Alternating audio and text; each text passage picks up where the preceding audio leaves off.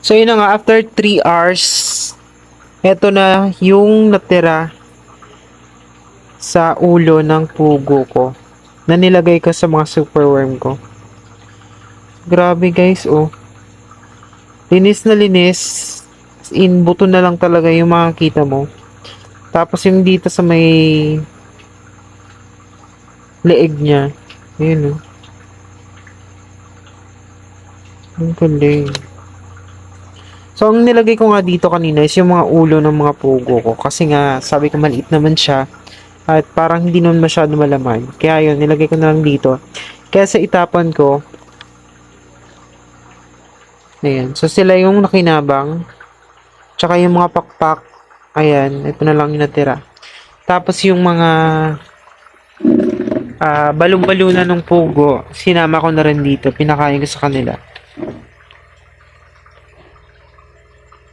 Nilagyan ko rin to kanina. Itong mga ginagawa kong gagawin ko palang breeder. Eto na. Tapos meron pa siya, meron pang natitirang isda.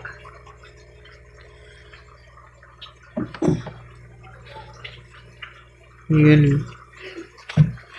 Maglalagay na ako maya-maya ng bedding nila, substrate. Grabe. Lupit talaga ng superworm maglinis. Ayan, ito pa pala yung isa.